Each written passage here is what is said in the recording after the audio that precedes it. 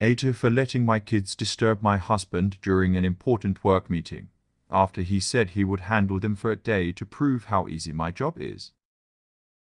I'm 31F and my husband is 36 meters. We have two boys, a 5 years old and a 7 years old. My husband works in an office and he has the option to work a few days a week from home, but he prefers not because he says it's easier to focus in the office. I run a small business from home. I don't have a lot of daily work, just some emails and planning maybe 3 hours a day. But the business does make about a third of our household income. But my younger son is home all day, and just dealing with him takes a lot of energy. He's really high energy and will probably wreck something if you leave him alone for an hour. And then the older one comes home at 3, and both of them are with me until 8 or 9, which is when my husband usually comes home. A few days ago, I was really tired and I didn't make dinner. When my husband came home, I asked him if we could just order something. He was also tired and we were both short-tempered,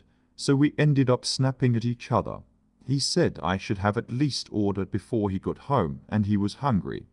I said I forgot and it's not fair that food is always my problem. He said that I'm home all day and I even admit I don't have much work to do, so I'm basically a psalm and should at least take care of dinner. I said he has no idea how much I do every day, and he said he'd handle the kids for an entire day while also working from home just to prove it should be easy for me. I said sure, so he made the arrangements to work from home yesterday. I slept in, and when I woke up, he was already frazzled from getting the older one ready for school. He ended up having to cancel a meeting to make breakfast, and was worried about that. Then when he took another meeting later on, the boys went out to play in the yard and got super muddy and left footprints all over the house, which he then had to mop, and I didn't help at all. By this point, I did feel sort of guilty, because it was definitely harder for him to take care of work at the same time, but all I wanted was an apology. He said he was doing this to show that I do nothing all day, and if he just admitted he was wrong, I would have helped out straight away. Later on, he had another meeting, and he told the boys not to bother him for an hour. But about 20 minutes in, they got in an argument about something and our younger one went into my husband's room to complain. He was really loud and my husband's video was also on. Then he told the kid to leave him alone, but he was upset and crying and wasn't listening. After a few minutes, my husband went back to the meeting and apologized to the other people. When it was finished, he was really angry at me. He said I could see what was happening, and I just watched him struggle without helping. I said all you had to say was please help. He said I shouldn't be so petty and prideful. This probably made him look a bit stupid in front of his manager, but it was only a few minutes, and I don't think it was the huge deal he made it out to be. Relevant comment. NTA. And if I'm not reading the post completely wrong, they're your husband's kids as well? So not sure why point 1 is worded as it is with the I didn't step in to help when my kids were disturbing him. He said he could handle it. He couldn't, that's on him. OP. Yes, they're his kids too. I just used our and my interchangeably because I'm used to calling them my kids when talking to other people. Commenter. I think he needs a few more weeks of working from home to really develop a routine. Get into the groove of doing both his contracted job and the housework, childcare, and other domestic management at the same time. Maybe you could find an alternate site to work from and see if you can grow your business if given the opportunity to really focus on it. If a distracted 3 hours a day can provide a third your household income, you clearly have a great head for business. Imagine how much you could generate with a fully dedicated 8-hour day. Commenter. He is also making up the importance of the interruption to the meeting. Unless he was talking, it would not be any problem if the microphone is muted. Also, nobody minds a few minutes of interruption. Most people have kids at home. Commenter. Honestly, and this pisses me off, because he's a man. It might actually benefit him. Oh look, Jim is such a hands-on father. I've seen this disparity before. A man's kids are making noises in the background on a call, and it's totally fine. Sweet even. A woman's kids make noise in the background on a call, and she gets a talking to by the boss about professionalism. And when my sister got pregnant, her husband got a raise at work right after my niece was born for seemingly no reason other than that he became a father. I've never heard of that happening for a woman. Another comment. NTA. He deserved a little comeuppance. If he doesn't come home until 8-9, you are basically a single mother, working part-time, while taking full care of 2 small children, and maintaining an entire household, with little to no help from him. You're allowed to occasionally be exhausted. He was an ass for making you feel guilty about one dinner. He was an even bigger ass to insinuate that what you do is no big deal. The icing on his asshole shit cake was claiming he could easily do it. Fuck around and find out. With so many people working from home now, people obviously understand there's a slight possibility a kid will interrupt something. It was likely no big deal to his meeting, and he deserved it. Another comment.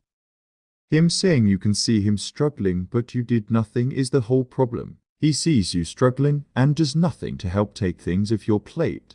He piles more stuff onto it. Maybe you could have helped out during the meeting, but honestly I say NTA. When he calms down, point out that he experienced a fraction of what you have to handle on a daily basis.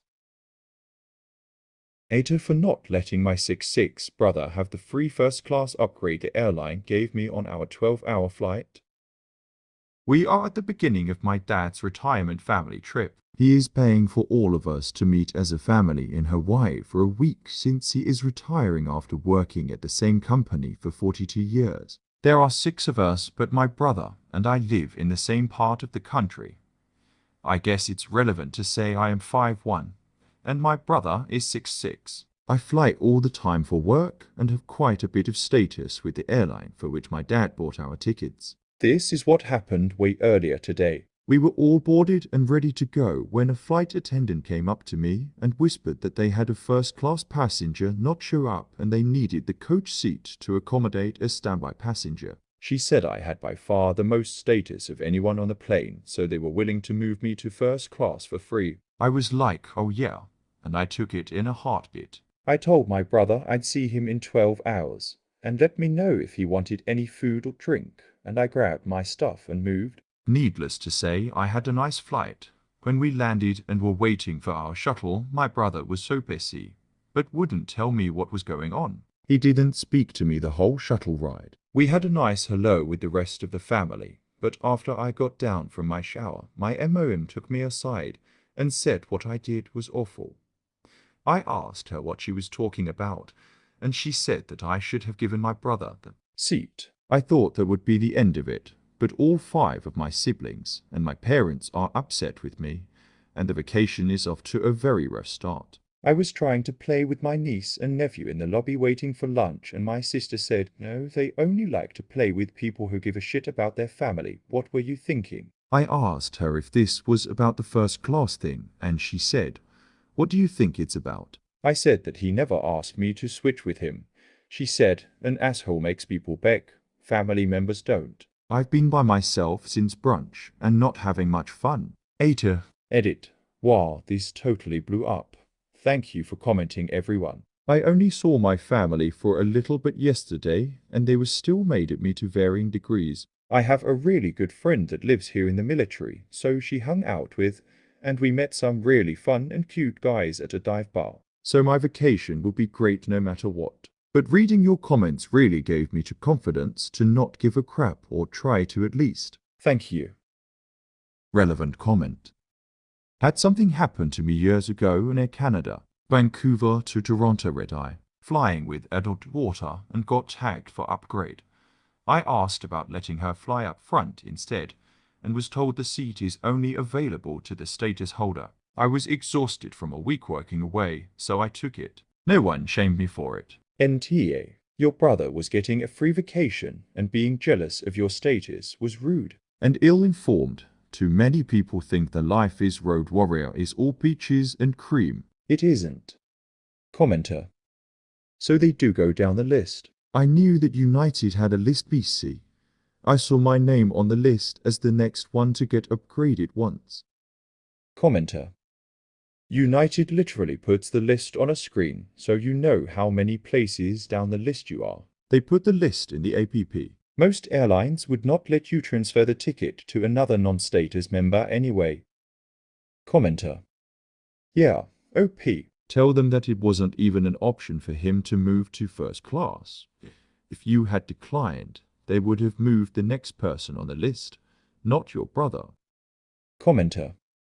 If Orp had told family that, family would have told her to get skipped and suffer in coach with her brother. Another comment. NTA, you earn the points. Also, how old is everyone? Everyone I know who is over 6 feet usually ask if they can pick their seat or ask if they can pay the person buying the seat the extra amount to get the leg room. Edit. Most airlines have a list of members and their statuses. They go down the list and offer it, so I don't think they would just give it to your brother. They might make him pay for it, or more likely just keep going down the list. Anyone a flight attendant here? What do all usually do? Commenter. Edit. Most airlines have a list of members and their statuses. They go down the list and offer it, so I don't think they would just give it to your brother. They might make him pay for it, or more likely just keep going down the list. Anyone a flight attendant here? What do all usually do? Exactly. There is zero guarantee that he would have qualified, and they wouldn't necessarily have allowed her to swap seats either. Her options were to take the upgrade she earned or sit with her brother. Her brother taking an upgrade he didn't earn was most likely not an option. Another comment. NTA. I travel a lot for work a lot. The only people I would give an upgrade to are my parents. Even my So26Y together wouldn't get it, and he wouldn't ask for it. He would be a bit envious, but he would be happy for me. 12H in coach is brutal. Your brother's height doesn't give him priority. I am sorry your family is making you miserable. Do you want to fly back early? Do you want to find another place to stay? Maybe you should confront the family when they are all together and give them the choice. Either they want you to stay, but they stop acting like or you will leave because obviously no one wants you there. Commenter. Agree. If your family continues to treat you like a pariah, I'd either book a different hotel and enjoy Hawaii on your own. I've done it, and it was lovely. Or pay the change fee and fly home. If no apologies are forthcoming, make your own plans with friends for the holidays too. Your family are a bunch of R's. Ater for lying to my girlfriend about buying her a car. Michaela, 20 to F, and I, 25, am met in college and have been dating for several years. We have since both graduated, and while she has struggled to find work in her degree field, together we are doing quite well. This bothers her a bit, since she is very independent and doesn't like feeling like a burden. I do what I can to help her feel independent, but I also want to give her the life she deserves. We have found compromise in that she is okay with gifts because a gift has no strings attached. This was really tested about a year ago when her car was totaled. She had no way to replace it and had to have a way to get to work and school daily. I let her borrow my car for a couple weeks while we figured out what we were going to do long term. I was happy for her to drive my car as long as she needed, but she hated it. Every day she felt like she was taking from me and giving nothing in return. I can and have named 100 reasons why that's not true, but she feels like that anyway. One night she came home in tears and said she can't handle being responsible for something that isn't hers anymore. So we decided we would sit down and pick out a car online for her that night. After narrowing down her options, she fell in love with one that had low mileage and great fuel efficiency. When we went through PI approval, her heart sank. The monthly payment was way out of her price range. I offered to split the payment and she immediately refused. She needed it to be her responsibility only. So I said, okay, what if I buy it outright and make it a gift to you? She felt like I was mocking her. I told her I was serious and to at least sleep on it. We talked about it more in the morning, and I reassured her that it would be 100% hers, that I wouldn't sign anything and her name would be the only one on it. She reluctantly agreed. I told her I would finish up the forms online while she was at work and we could go pick it up together when it was ready. When I got to the final steps, I selected the monthly payments. I figured if she doesn't know, she can't feel bad about me making them, and if I ever needed to, I could pay it off immediately. We went to pick up the car, and as soon as she saw it, her reluctance turned to joy. She was ecstatic, and I felt justified in my secret. Everything worked out perfectly. Fast forward to last week. She comes home visibly upset, and before I can ask what's wrong, she throws the folder of her car's paperwork down on the counter. I say what she already knows and confess that I have been making payments the past year. We get into a huge argument, and she spends the night at her parents' house. She has not come home since. I am prepared for this to be the end of our relationship, so I paid off the remainder of the loan yesterday. I tried contacting her so she knows she can decide what her next step is without being dependent on me. But she still won't take my calls. I guess she will find out when she gets the title in the mail. Relevant comment. NTA. I think she's ungrateful, but I have met a few people like her before. They feel very uncomfortable getting help from others or feeling like they can't take care of things themselves. So I can see why she may be a little upset, but sounds like she's going overboard right now. She can be upset, but needs to look at your intentions. You wanted to help her. She needed help. She got it and was happy. You weren't trying to purposely lie and hurt her. Cars are necessities in certain areas. She's being silly IMO. Commenter. I disagree, to an extent. I don't necessarily think she's ungrateful. I think she just doesn't want Op to be stuck with the long-term responsibility of paying her monthly car payment. If Op pays cash up front, there's no long-term responsibility. It's done and paid for. Does that make sense? Maybe not, but I get it. I wouldn't feel comfortable asking someone else to take on a car loan for me for anywhere from 1-5+ years. If they can pay cash for it up front, I would feel more comfortable accepting that, knowing that if anything happens like life in general, it's already paid for and won't be a problem for either of us in the future. With that said, I'll take what is comprehensive or collision coverage for $1,000, Alex. Another comment. I don't understand. She felt too bad to accept you making a monthly payment or even half a monthly payment on her behalf, but she was just fine with you paying it all at once. What's the difference? Commenter. Poverty ego has no logic. My mom's the same way. She'd be fine if I bought her a car or a house outright, but if I made payments, she'd assume I couldn't afford it and be pissed at me for wasting money I need on her. She doesn't understand loans or investing, or that your loan, April, could be so low you're better off investing the difference that you would have put towards the big purchase. OP. This is something I didn't bring up because I wanted to present it as unbiased as possible, which led me to not justify my decision in the post. But you hit the nail on the head. The April was less than the return I get holding that amount of cash in investments. Over the course of the 72-month loan, without even factoring inflation, I would have come out well ahead. And her credit would have been much better for it. I've tried explaining similar concepts to her in the past, but it has been ingrained into her that holding debt is always bad and that the stock market is just a form of gambling. Ada for telling my husband to listen to his kids because I'd be the one facing the repercussions if he doesn't.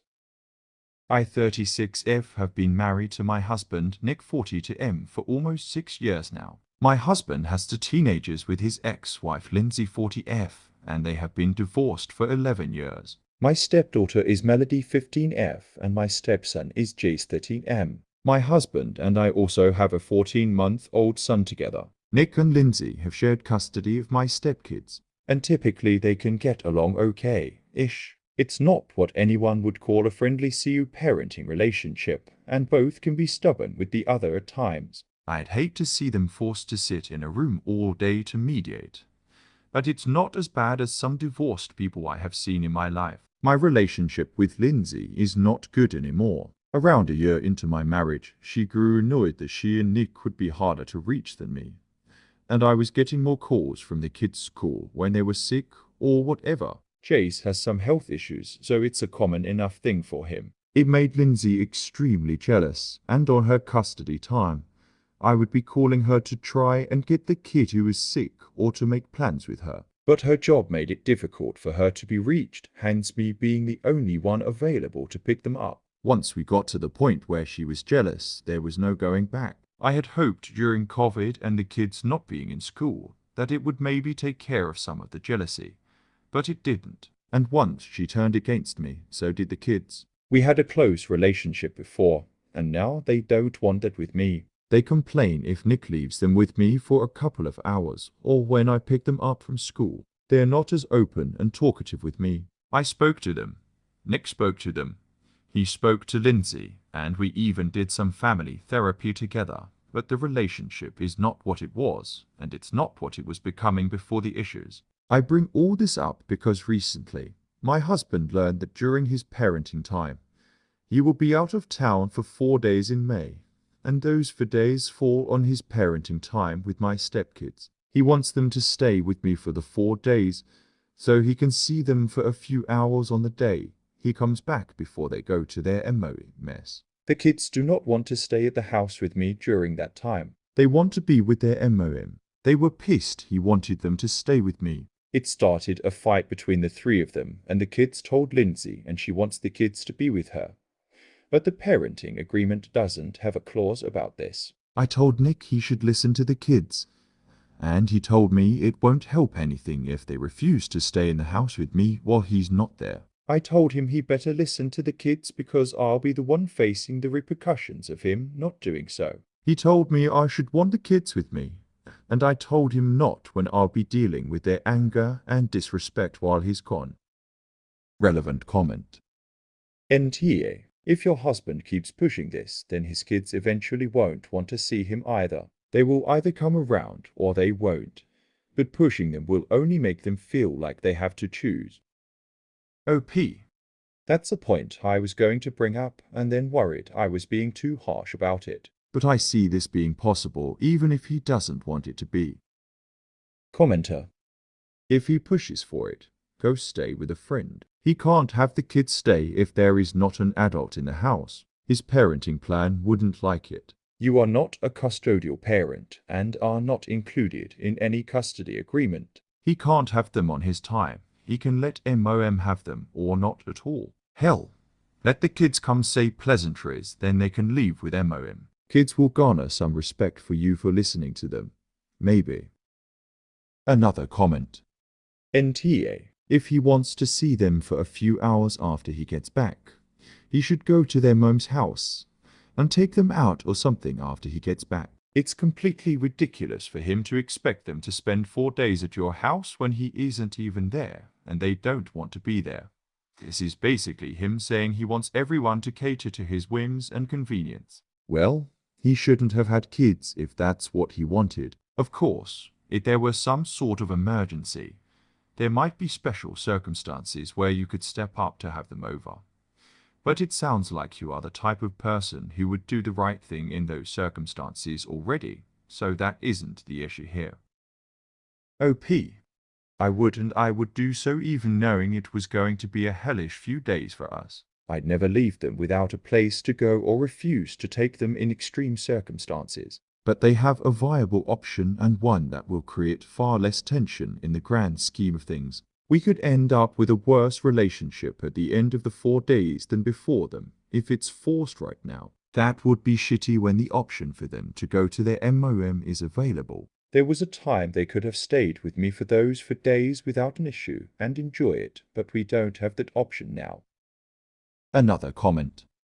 NTA. You're caught in a difficult situation where your stepchildren don't feel comfortable staying with you in your husband's absence. Your suggestion for your husband to listen to the kids and their preferences is valid, as it shows consideration for their feelings and fosters a better relationship with them. Your concerns about managing their potential anger and disrespect while your husband is away are understandable, and it's important for him to recognize and address these issues rather than dismissing them. Prioritizing the well-being and comfort of the children in blended family dynamics is crucial, and open communication and understanding from all parties are necessary to find a resolution that works for everyone involved. hate her for refusing to bring materials to my stepdaughter so she can do schoolwork while recovering from surgery.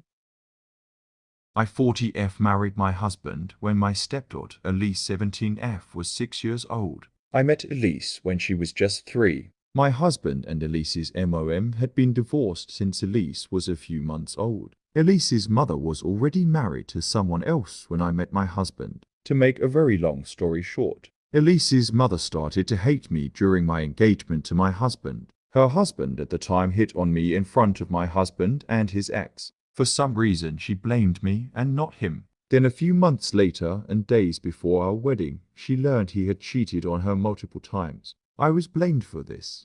This led to parental alienation, which my husband and I tried to end and attempted to prevent it from working on Elise. But it worked very well. Elise was brainwashed by her MOM to be as unkind to me as possible. This unkindness turned into some very bad moments where she pretended not to know me while we were out even once or twice when my husband was with us and had stepped away. She also refused to acknowledge her half-siblings as any kind of siblings. She has always called herself an only child. She looked me in the eye and wished me dead on 2 separate occasions. Apparently her MOM wished for the same thing. When Elise was 13, a big fight played out in court, but ultimately Elise's wishes were heard, and she went to live with her MOM full-time. She sees my husband 2 Saturdays a month as ordered by the courts. Occasionally, she will see me or her half-siblings while out, and she is as unkind as ever to me when she sees me. Elise had surgery a week and a half ago.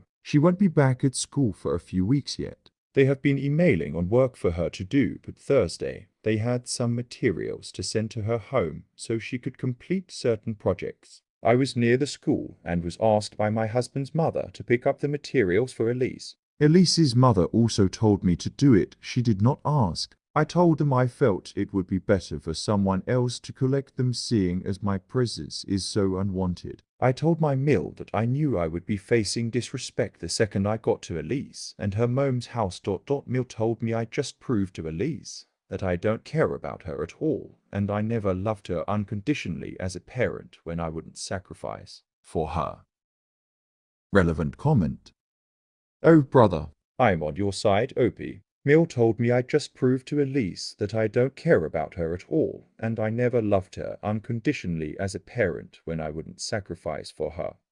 Your opportunity to love her in any way as a parent was taken away from you, and these women refuse to respond to your stated reason for not wanting to be on the ex's property. Please do not communicate directly with Elise's mother. Anything concerning your stepdaughter should come from, and only from, your husband. Yeah, you could have picked the crap up for Elise and left it on the front porch, or at the street end of the driveway. A little petty, but practical considering the risk of confrontation if you brought it to the door and knocked. Why put yourself through that? NTA. Another comment. NTA. She is almost an adult and has been treating you like dirt for years. I am a kind person, but I'm also not a doormat. If somebody is going to be downright mean to me, I don't help them out unless it was a life or death situation.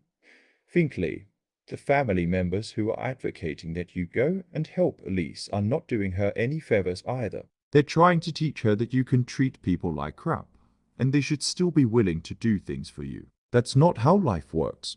I would feel differently if Elise was much younger, or if the parents were actively with the trying to help the situation.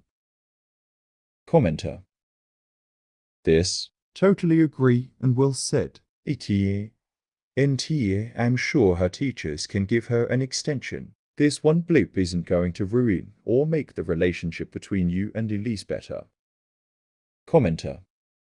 Her MOM can pick them up if it's that important. Just because it's more convenient for OP doesn't mean it's her responsibility. MOM is the biggest R here and created the situation. She can deal with the fallout of OP not running feathers for her stepdaughter. If it's completely impossible, surely one of the other people nagging OP can do it. It's not a matter of having the materials or not. It's a matter of them expecting OP to do it so they don't have to. Another comment. NTA, absolutely not. You tried everything since she was a young age, and you have received nothing but disrespect for years. Then the ex-wife tried to demand you to do it after years of alienation by them and total BS from the stepdaughter. She's 17, not some little kid.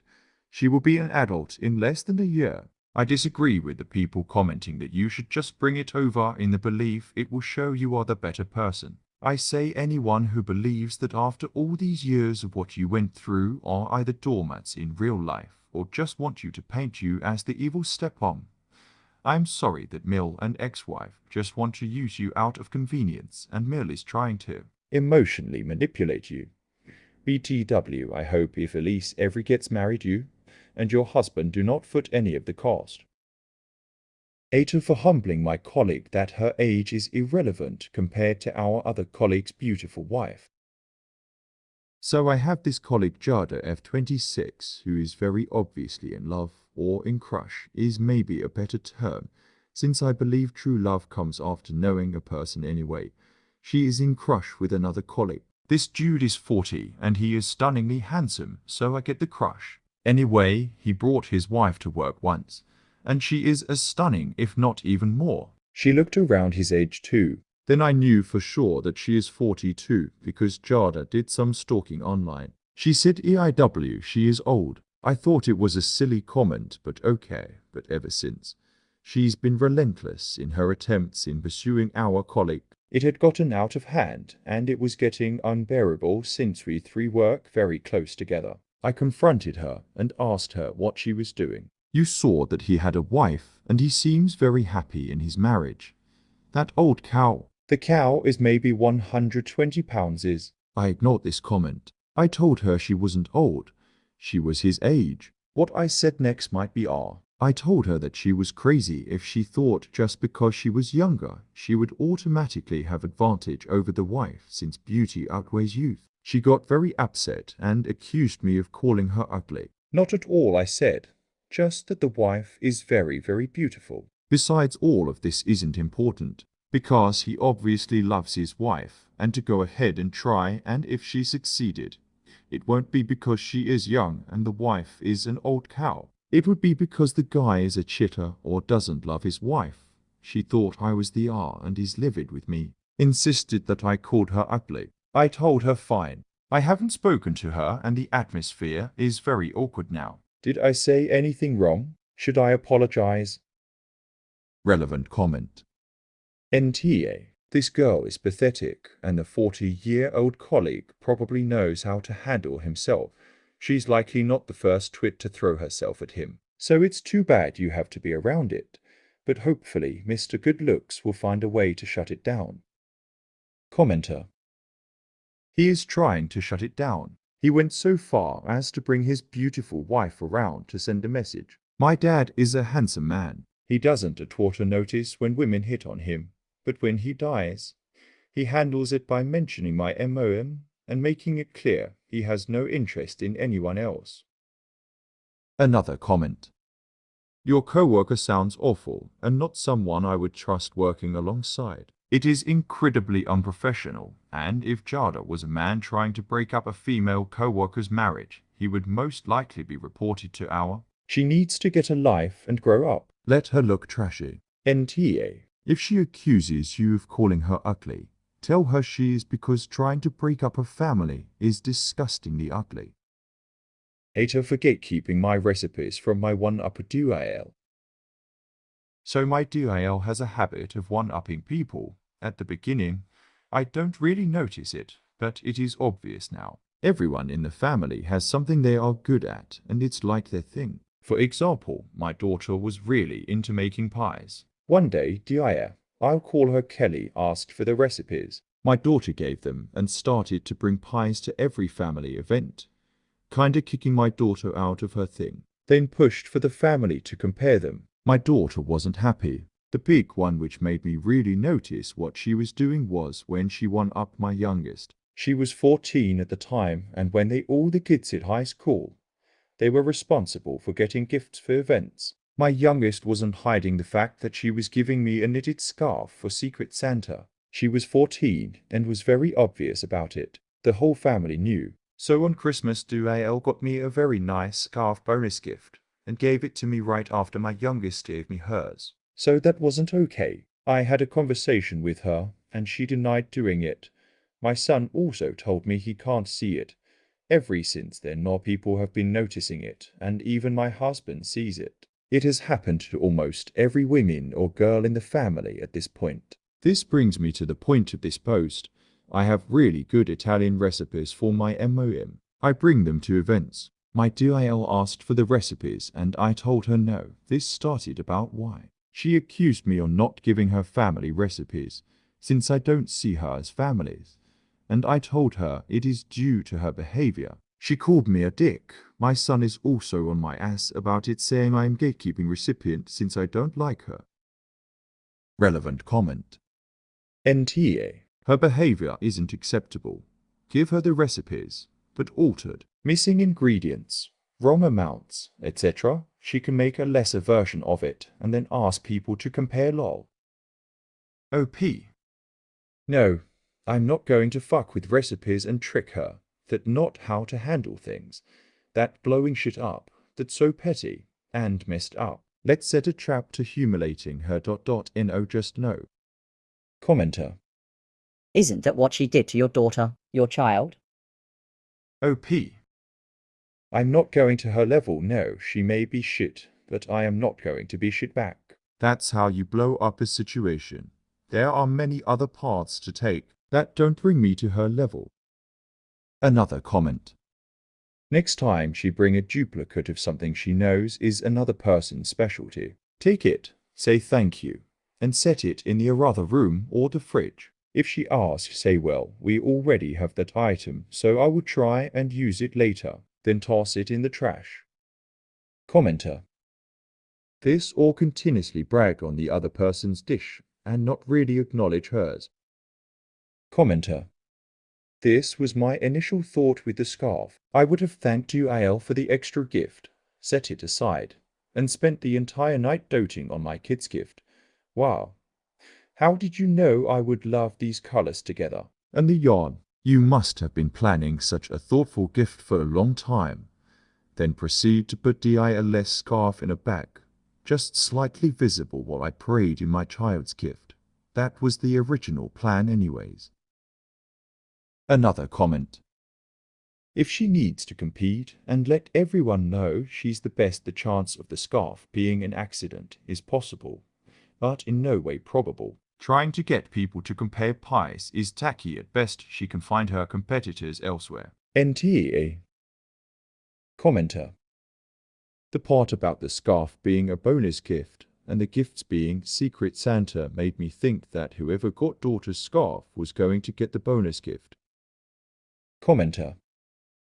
The fact that DUAL did this to a 14-year-old is extremely scummy to me. I am not saying it's okay to do to an adult either, but this was probably the first year the birth daughter was participating, and was likely super proud of her work and genuinely excited to see her MOMS reaction. Then to have someone else give MOM something very similar, and as a bonus, that's just inherently childish. I really hope Pop just wears her daughter's scarf all the time, as a symbol of solidarity. Another comment. My son is also on my ass about it, saying I am gatekeeping recipient since I don't like her. Then write your gatekeeping. Your mom gave you those recipes. It's entirely your place to choose who you share them with and who you don't. It's 100% your job to gatekeep your mother's recipes. Clearly, your son isn't aware that gatekeeping can be a positive thing. It's not always bad. Family recipes always have a gatekeeper precisely because people like DIL exist.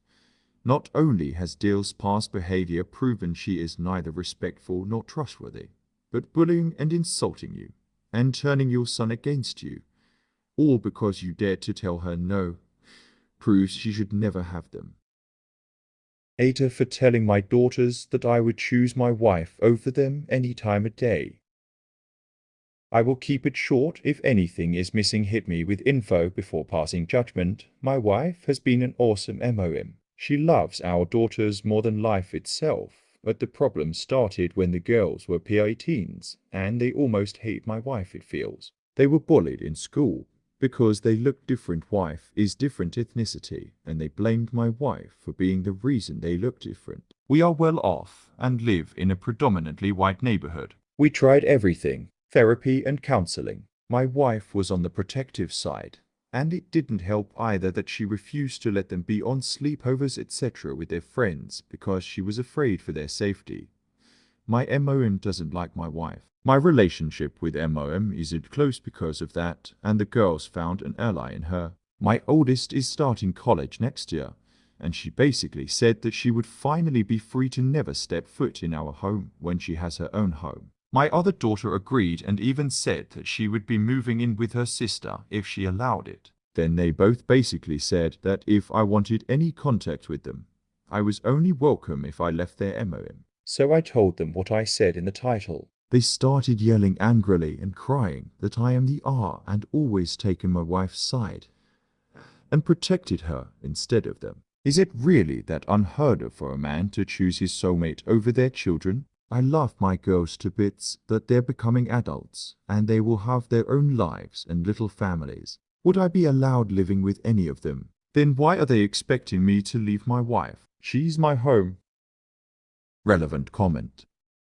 I find it very hard to believe that their only reason to dislike their MOMS to the point where they'd move out together is because of her ethnicity. Have you actually talked to them about it? OP. We have had many psychologists and psychiatrists and therapists talking to the family, and that is the only major reason of contention. Everything else is in the normal sense of parents being more or less strict and having rules. Nothing out of the ordinary there. Commenter. My wife was on the protective side, and it didn't help either that she refused to let them be on sleepovers etc. with their friends because she was afraid for their safety. Nothing out of the ordinary at all. Commenter. That's actually quite normal nowadays. Many parents don't allow sleepovers for safety reasons. Commenter. I don't allow sleepovers for my daughter. As a guidance counselor, I have learned of too many situations where kids are faced with unsafe situations. Commenter. I know many parents of all ethnicities that don't allow sleepovers. My kids are twins for reference the height of the sleepover phase. I grew up going to sleepovers and am also not thrilled about them nowadays and only allow them with a couple of families and on rare occasions. Another comment. There's more here that you're either ignoring or not admitting to. Your wife is not an awesome mother. Children don't feel this way about awesome mothers. They don't look forward to being able to go no contact with them, and your own mother doesn't like her either. So. Nobody but you likes your wife. And you think they're all the problem? The common denominator here is your wife. Another comment. This post screams missing reasons. It is truly hard to believe that the only reason your kids want to go NC with their mother is ethnicity. Commenter. Ob has added in a comment that the oldest is sympathizing with a far-right political party with Nazi roots in Europe. I don't know about other countries, though I assume it's similar. But AfD in Germany, for example, has many teen or young adult followers. Yes, even those who are immigrants or have immigrant parents. Given that information, I'm not too skeptical anymore. Hater for refusing to take my nephew's girlfriend out for pizza. I-35F invited my nephew 18M and his girlfriend 21F over for dinner tonight. I do this with my niece and nephew, and their shows every few months, just because it's a good way to catch up on things.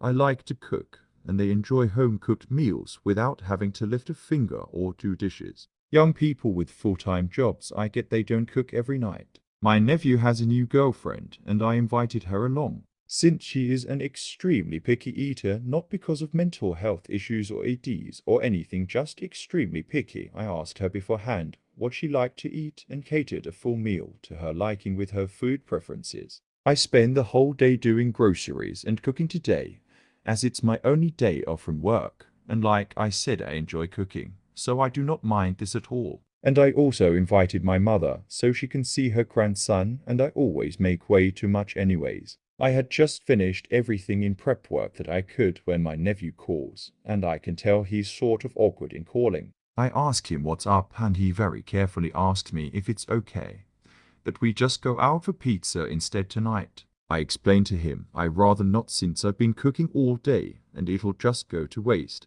And he explains to me that his girlfriend only likes the foods she told me she likes when they come from fast food places, and she's worried she won't like it. So she'd rather either not come at all or go out for pizza, implied that I'm paying for all the pizza as well. I can tell he's sorry for the drama, but I inform him that I'm just not gonna budge on this, and I won't be springing for pizza when I've been cooking all day, and that she doesn't have to come, then I'll just see him and my MOM. But she would prefer him staying home as well if I won't cater to her needs. And since the car is in her name, I would have to go pick him up, which is half an hour back and forth for me at this point, and not ideal ... at this point.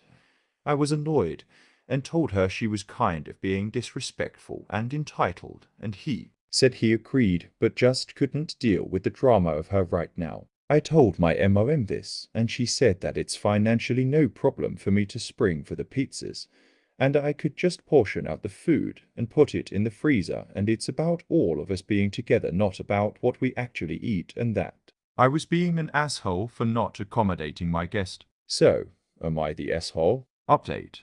While this blew up more than I thought it would, I ended up following the advice given here and texted my nephew that if he still wanted to come by himself over, I'd spring for an Uber for him. He basically just texted me a bunch of hearts back, so he also loved the idea. I also ended up telling my MOM the dinner was off. That way I could have the alone time with him. As he is also my godson, we're very close. He said girlfriend wasn't happy he was leaving her for the night, but apparently he had told her to stick it because he was over her drama. We had a great dinner together, the two of us, and he talked a lot about his doubts in his relationship and is considering breaking up with her, not just over this, but many other things. It ended up being a really fun evening, just the two of us. And I send him home with a big batch of Auntie's special brown butter brownies. Just yummy, special, not special. Before you all ask, lol. Relevant comment. I wouldn't pay for pizza. Instead, I would pay for an Uber for your nephew to come to your meal. She sounds awful. And he's on the fence anyway. He just needs a push. Get him away from her influence for an evening, and give him a nice long rundown of what his life will look like if he stays with her. OP. I am doing this right now. This is genuinely so smart, thank you. Commenter. Why doesn't the girlfriend bring said pizza to your house? That way she can have her preferred food and the rest of you can enjoy dinner. Commenter. She's making a power move. She wants to control the who, what, where and why of what they do. Commenter. Exactly. The op asked what the girlfriend would eat and ensured to include foods that the girlfriend claimed to eat if the girlfriend was such a picky eater. When the op asked about food preferences, the girlfriend could have said she only eats at X places. It would have been beyond generous of the op to cater to that, of course. But it's not like these preferences occurred overnight. Another comment. Tell your nephew that girlfriend is welcome to buy herself a pizza to eat while the rest of you eat the dinner you made. That's a fair compromise as it shifts the cost of the pizza to her. If that isn't workable, then offer to pay for an Uber for him to come by himself. Commenter. IMO, even that is a compromise too far. If I made a big dinner inviting guests over, and I spent all day cooking going by what one particular guest told me of their food preferences, I would feel massively disrespected if they then brought over their own food instead of eating the food I made for them. Obvious exceptions for special dietary needs though. If I was already catering the dinner to this one person, there would be an attempt to match their dietary needs so that they wouldn't have to bring their own food. As me personally, I would not compromise by saying she can bring her own pizza. She's already being massively disrespectful considering she has no special dietary needs and the whole dinner has been catered to her stated tastes. No way would I in OP's position let her commit further disrespect by bringing outside food to the meal. So that brings us to just your idea. which is more than fair by bringing the nephew over and excluding the disrespectful parties. I'm glad that Op ultimately went with the Uber route. Another comment. NT, and if I was your nephew, this would have been grounds to break up with her. The absolute entitlement, disrespect, and bullshit of this is insane. Personally, I'd never invite her to anything again. A2 for not wanting to pay for my son's dentist. My ex-wife, Lena, and I have a son, Matt 6M, and I have 50/50 custody. We don't have such a healthy CEO parenting. We avoid each other most of the time, and everything in relation to their routine and Matt. We resolve it through an APP. All expenses related to our son, such as school, doctors, and others, we split 50/50. I'm a dentist, to be clear, and until last year, before we separated, I took care of my son about this. Recently, she sent a message to me through the APP, letting me know that the dentist appointment was X amount, and for us to pay 50/50. I asked if something emergency had happened. She said no, just routine, and I asked why she didn't just let me know, and I would take care of it. Her response was that now she has her own dentist and went through him, since our kid was with her, and would be more easy. I agreed, but asked what the point of. Because it would literally be free if it was done by me.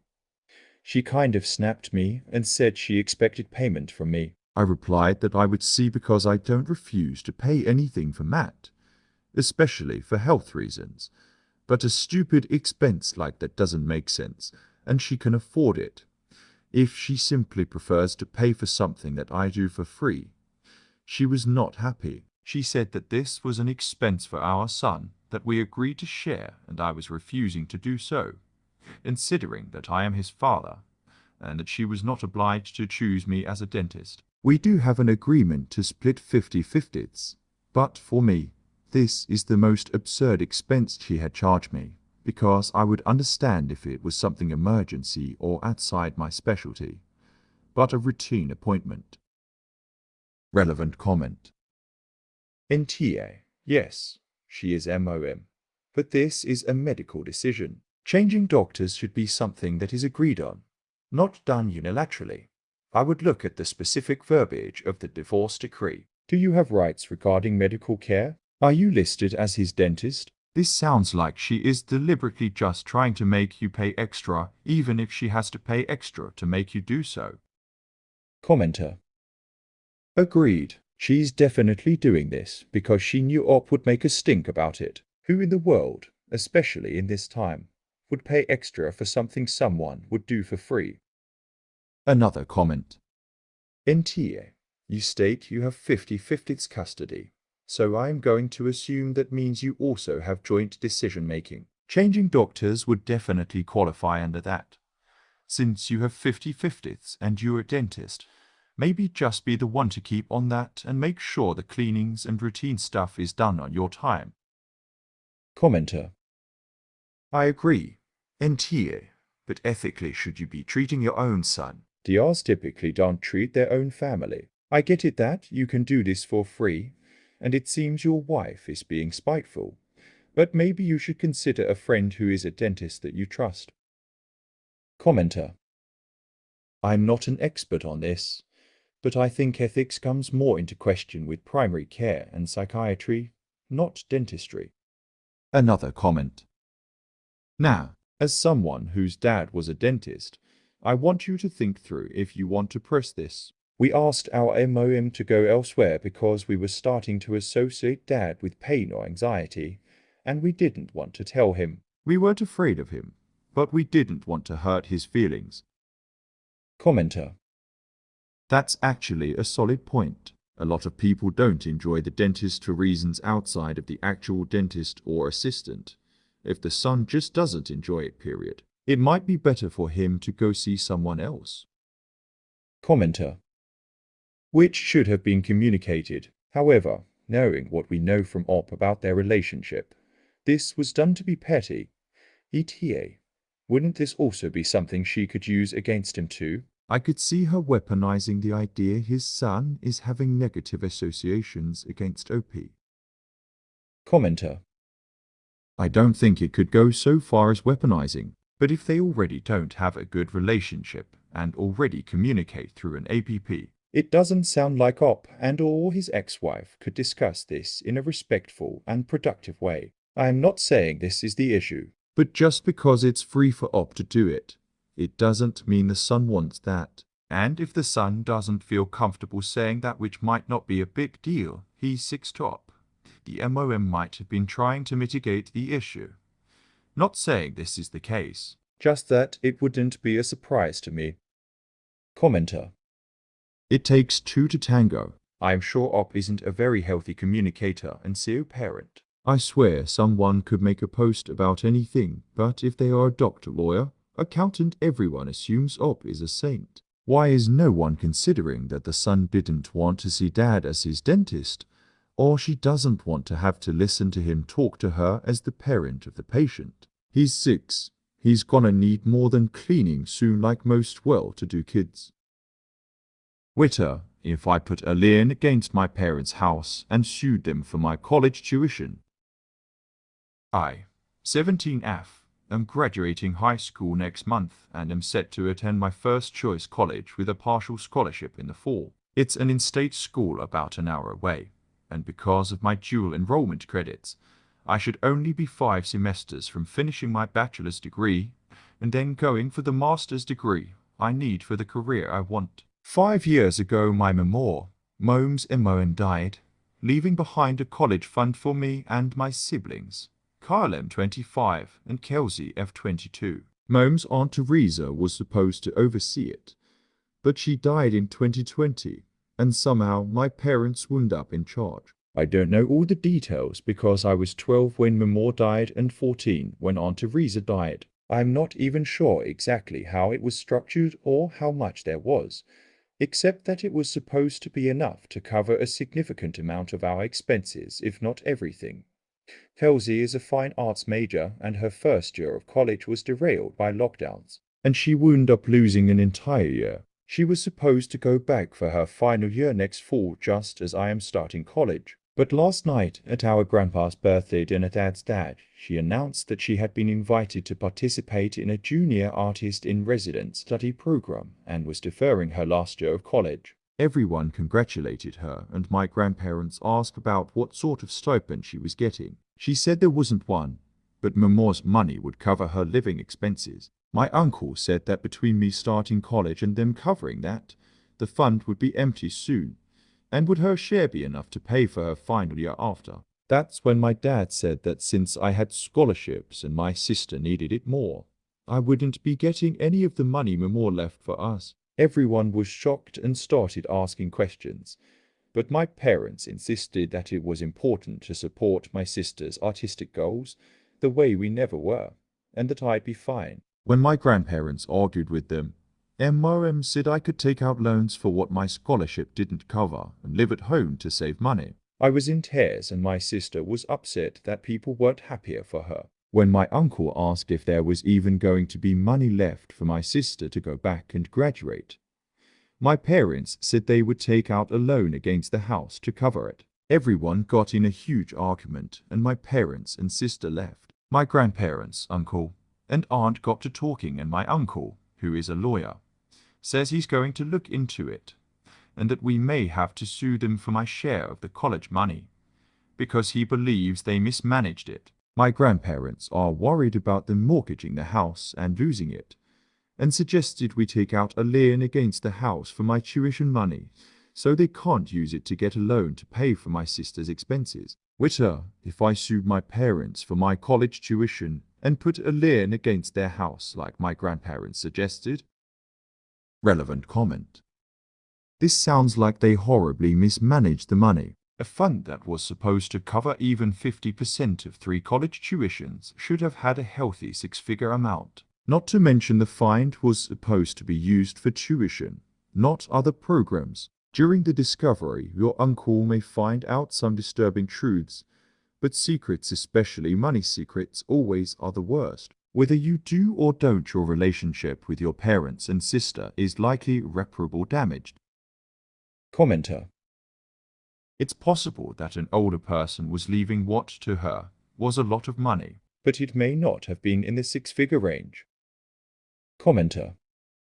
Yeah, but lawyer uncle would have known how much it was, and wouldn't even suggest a suit if it wasn't substantial enough to bother. Everyone in the family should have been aware of the amount, and Ob should have been at some point told what to plan for so she could make reasonable college plans. Another comment. NT, if your parents are refusing to give you money that was left in trust for you, you are 100% in the right to try to get it. They are essentially stealing from you. Commenter. I think you're using the term in trust pretty loosely here. First, Ob really has no idea what happened, other than some vague notion that there was some money left for college. The first big red flag for Ob is that she refers to the fund as a singular unit for the three siblings. Assuming you can even set up one college fund for 3 people, I'm not sure there is anything illegal about using it all on one person. RLY. Absolutely, but not illegal. But the bigger problem is that you in a more likely that Mima had a big chunk of cash that everybody understood was to go to the kids' college. There is absolutely no legal responsibility to abide by a dead relative's wishes if they leave you a pile of money. Assuming this is America, the parents are really screwing up over. But I can't see how she can get a lien. Commenter. That's why I used the word try. Had I been seeking legal advice, I would not have opened my keyboard. There's really no way determining Ob's legal rights here. That's a question for the lawyers. There are too many factors involved. I didn't intend the phrase in trust to be used in the legal sense, but in the literal one. Grandma trusted the family with the money, but I can see how it would be taken that way as I did word it sounding more like the legal term. Another comment. NTA for asking the question, but this is outside Reddit's pay grade. You need a lawyer. I'm so sorry this is happening to you. It's a horrible situation to be in and a terrible thing to even have to contemplate. Good luck. Edit.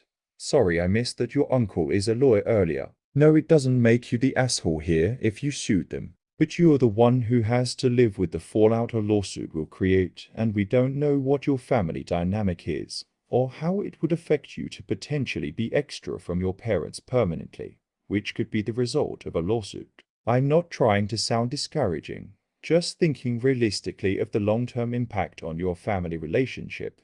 If they mismanage the funds, they need to be held accountable. Hopefully, it can be resolved quickly for you. Commenter. And to find out so close to graduation is unthinkable. Parents are going to assume financial responsibility for sister.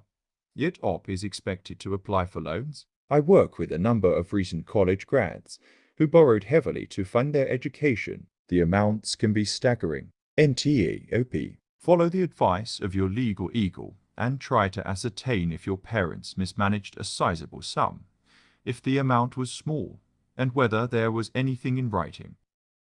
Another comment. You can't put a lien against someone's house for any old reason. What your parents decide to do with their own home is their business. You can't stop them or try to get your share of the equity in their home. Now, if a court decides they mismanaged the money and they do owe you a certain amount, they certainly can take out a loan at that time to pay you back. But you can't do it yourself. Your lawyer uncle needs to take the reins on this one. He needs to get a copy of the will stating that funds were set aside, and statements from the account detailing when and how funds were dispersed. Commenter. Canada calling. With a court judgment for a debt or a conviction for fraud, you can absolutely put a lien in the property of the person who owes you money. Regardless of the reason, it will be treated as a cloud on title, and the property cannot be sold or borrowed against by any reputable lender until the cloud is removed. And you would be NTA for demanding a full and complete accounting. And taking legal action if needs be. ATA for not wanting to go to my dad's house anymore. My MOM died when I was 4, and my dad said he wasn't ready or able to take care of a kid on his own, so I live with my aunt and uncle, and I see my dad every other Thursday afternoon, Monday before school. I've always known that he wasn't that interested in me, But it got worse when he got married and started having kids. His kids are 4, 2, and newborn right now. His car and his wife's car only fit 5 people, and they have 3 kids, so we can't go anywhere when I'm at their house because they don't want to take the cars. I also miss a lot of school on his days. He'll pick me up early on Thursdays because that's when he gets off of work and he doesn't want to wait 2 hours or drive home, then come back to pick me up. Fridays and Mondays, there's a 50-50 chance they'll tell me to stay home because my school is too far. It's 10 minutes from my dad's work, but he doesn't want to leave early. If I do go to school on his days, I'm always late. Then I get in trouble for being late, and my aunt has to call the school to try to get me out of detention. I told my aunt I don't want to go to his house anymore because of the car situation and the school thing. She decided that was fair and told my dad that visits are going to stop until he gets his shit together. Now he's telling my aunt's family that she's keeping me away from him and called her some names that I don't think I should repeat here. Ada for not wanting to go there anymore. Relevant comment. NTA, but your aunt needs to go to court to make sure she doesn't get into trouble for doing what is best for you. Good luck, OP. BTW. How old are you now? I also miss a lot of school on his days. He'll pick me up early on Thursdays because that's when he gets off of work and he doesn't want to wait 2 hours or drive home, then come back to pick me up. Fridays and Mondays, there's a 50-50 chance they'll tell me to stay home because my school is too far. It's 10 minutes from my dad's work, but he doesn't want to leave early. If I do go to school on his days, I'm always late. Then I get in trouble for being late, and my aunt has to call the school to try to get me out of detention. Make sure all of this is known to the court before they make their decision. OP. I am 13. Commenter. Then you are old enough for the courts to take your needs into consideration, and missing school because your dad is too lazy to leave 10 minutes early and or constantly being late and getting detention. Talk to your aunt and with her come up with a plan so you can stay with her permanently. OP. It's more like an hour and 10 minutes. I have school at 8 and he has work at 9. Commenter. For your dad, he is a dad, and one of his responsibilities is to ensure you have an education. Commenter. He's also going to have to go out of his way to accommodate school and other things for his 3 other kids. Sports drop-offs and pick-ups can be a whole chauffeuring job in itself, not to mention, it's the perfect opportunity for one-on-one time with Op since she can't join them in the car normally. Another comment. NTA, your father has a duty toward his child. I don't think he is in the wrong for saying he wasn't ready to take care of you. He was likely grieving and thought you'd be better off with a maternal figure. Whether that was right or wrong is another question. But it's perfectly normal for you to put boundaries in if you don't feel comfortable going to his house. If he is saying horrible things about your aunt because of this, it's a reflection on him and his emotional intelligence. In an ideal world, maybe you, your aunt and your father should get together and have a conversation this without anybody pointing fingers. It's not fair on you to consistently get in trouble at school for things that are out of your control, but it would also be a petty thing to lose your relationship with your dad over. Was there already some tension between the aunt and your dad? Ada for telling the teachers that my daughter's bully being a foster kid isn't an excuse to be a brat. My 36F daughter 11F has a close-knit group of 5 best friends with whom she does everything together. At her school, students have to sit in the same seat for every single lesson, and my daughter and her best friends all sit together at one table. There is another little girl in my daughter's class called Winnie. Once, Winnie came to sit at my daughter's table when one of her friends was off sick. That day, Winnie constantly knocked my daughter's books and pens off the table on accident, and borrowed her stationery only to snap one of her rubbers, stain her highlighter with black ink, and was even found with my daughter's pens in her pocket. One morning, Winnie came to school crying non-stop. The teacher was very sympathetic and asked if there was anything she could do to help. Winnie said she wanted my daughter removed from her seat so she could have it, and the teacher agreed. The only empty seats left were all the way in the back corner of the classroom opposite her friends, and the only students sitting there were a girl who was known to be a delinquent and two older boys who had been held back. The teacher refused to give my daughter a real explanation for why she had to move seats, instead saying some generic stuff about being kind to those less fortunate. My daughter cried for a week straight. In our country, the school year ends in December, so that's over 7 months of being isolated from her closest friends. She's also starting high school next year and will be attending a private school, while her friends are going to a public school.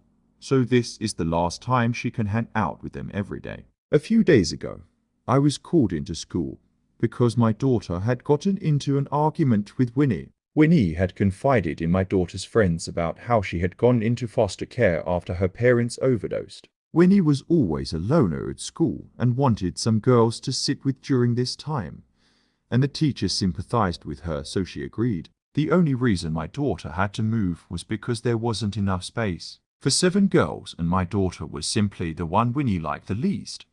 And she admitted to lying to the teacher about being uncomfortable around my daughter to get her moved. When my daughter found this out, she told Winnie she didn't understand why she had to pay the price just because Winnie's parents were a bunch of insane criminals who didn't want her anymore. I know Winnie's had a hard time, but so has my daughter. Her older brother passed away only months ago. I told the teachers that Winnie isn't the only child going through a tough time, and I didn't understand why my daughter had to be punished for another girl's struggles as if she wasn't suffering herself. The teachers wanted me to make my daughter apologize for her remarks, and I said it was their fault for punishing her and forcing her to sit with the problem kids despite doing nothing wrong, and they were downplaying my daughter's grief and trauma to cater to a brat.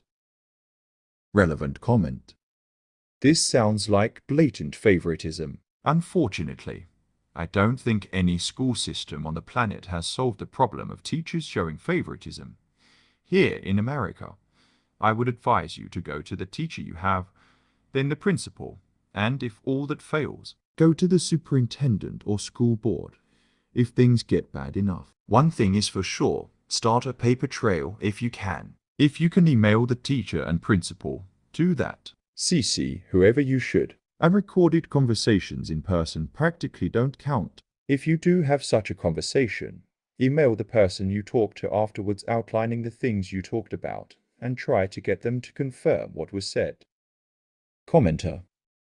I had a file 3 inches thick by the time I was done with my kid's school. I got a member of the superintendent's office to come to meetings where they tried to say we gave her a copy. The fuck you did. You see this file? I saved every GD piece of paper all of you morons gave me. I won the war and happily gave them the middle finger when we relocated to a new state. Commenter. I am getting heated just remembering. I'm a pretty quiet person, but mess with my kid. We are going to battle. Thankful to a classmate's MOM who was in the school system and was like, what? They can't do that. I use my resources. Always use your resources. Another comment. Esh, and I do mean everyone. The best solution would have been for the teacher to redo the seating plan. She shouldn't have allowed a clique to form and become entrenched. I say this as a teacher. In the school where I was required to have a seating plan, I changed it pretty much every few weeks or when there was an issue. I almost never just moved 1 or 2 kids, unless they both requested it and it made sense. I generally started plans using a random name selector and then made adjustments to prevent problems. But I figured it did kids good to learn how to be near and work with a wide array of other people rather than just their friends. Your daughter was completely out of line with what she said and absolutely owes the other girl an apology. You would be missing a vital teaching opportunity if you did not help her to do so. You are an asshole for being so close-minded that you can't see that it's a classroom full of children who all have different backgrounds that you are not privy to. You are also an asshole for wanting to encourage the cool kid clique and referring to your kid as being punished when she was simply moved elsewhere. When my kids were younger and had tables, I know their teachers mix things up pretty regularly. Commenter. Fair enough, but this system is not being applied.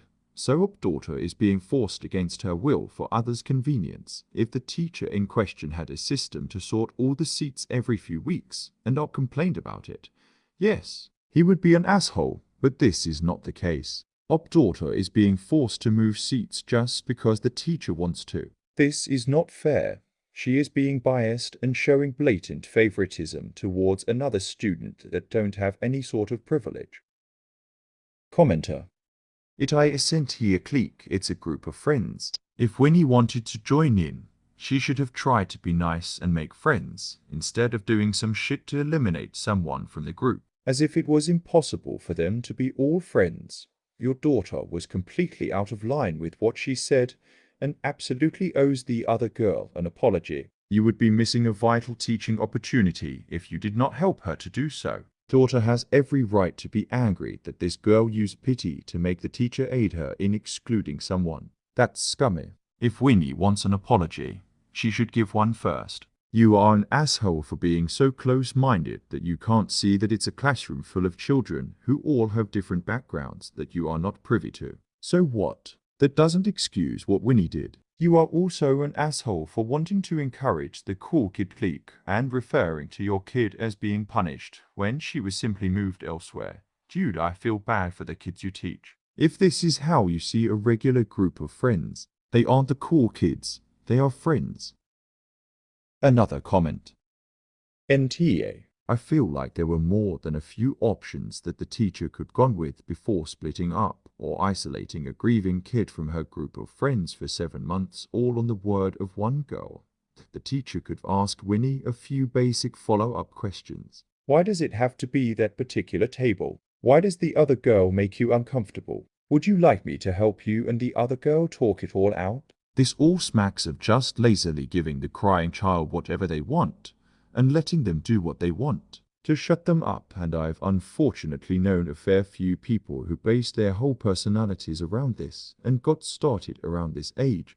The worst was a friend of my brother's who stole things from our family home constantly. My parents told me not to make a fuss about it, because his home life was bad and the stuff he stole wasn't that valuable at first. Then things like jewelry and small electronics started to go missing. Then one day, he dropped by with 2 of his cousins to hang out with my brother. That evening, our shed was broken into and our bikes were stolen. I just have a sinking feeling that Winnie is already on that same track. I hope I'm wrong though. I can definitely see the merit in making sure Winnie is included in a group, but it should absolutely not be at the expense of another girl being excluded. WTF was that teacher thinking? Hater for not appreciating camping gear as a graduation gift. For context, I have always hated camping. Since I was a child, this was a well-documented fact and routinely the butt of family jokes. On the other hand, my mother loves to go camping or hiking or backpacking and has trips planned almost every other weekend until September. She's recently expressed that she wants camping to be something that we do together after I graduate from college in a week or so. Last summer, we went on a camping trip with extended family in which I borrowed a sleeping bag and mentioned that it was comfort. When asked if I would want one in case of future trips, I said that I by no means needed one, but would be happy to have one if it went on sale or something to that effect. What started as a sleeping bag has now become that. A blow-up mattress, a tent, a backpack including poop shovels, and various other things. Not only do I have now a bunch of camping gear, but more recently I have received the news that this gear is in fact my graduation gift. I'm not saying I don't appreciate the sentiment, nor that I don't acknowledge the money that went into getting those things. But every time my mother brings it up, I can't help but wish she had thought of something else. Not only does she know I don't care for camping, but as my mother, who I am close with, I feel overlooked and misjudged on the things I actually like. I am graduating from film school and have always especially adored photography. When I was asked a while back if I had any ideas for graduation gifts, my first answer was a camera, as I have never had one of my own. This is the only thing that I have consistently wanted and expressed wanting for several years. Now, my best friend has mentioned that their parents, who historically don't gift well at all and aren't the greatest in general, are giving her the camera which I have wanted for years. My mother knows this, and when I heard, I expressed doubly that I would love to have something along those lines. I am the first in my family to have achieved a degree, and while I wasn't even expecting any graduation gift in the first place, I do feel like the one that I'm being given is not one that is really for me. Rather, it is something which my MOM got for me, so that she could guilt me into staying at home longer in order to camp with her as opposed to moving away for work. Even then, those camping trips that I mentioned, the ones that she has planned through the next year, I'm not going on any of them. Instead, my MOM has decided that I have promised her never did anything of the sort, that I will stay home for the year so that I can watch the house and pets while she goes off and does her soul searching. I've been told that to get a job and move away before they are done is inconveniencing her and causing her stress. So if I want to stay in her good graces, I need to be her house sitter and wait to actually get a job until it's convenient for her. Relevant comment. Sell the camping gear and buy yourself a camera. The camping gear is yours. You can do with it what you want. Stay at your mom's house rent-free for a year while she goes off and does whatever. Get a job now. And if the job is too far away to live at your mom's house, well, she can find another pet sitter and enjoy being an adult. The ability to say no and enforce it is one of the best perks. Commenter. Sell the gear immediately before she has a chance to start borrowing it from you. I suspect gear is actually stuff she wants and will start using it as soon as hiking season starts. Commenter.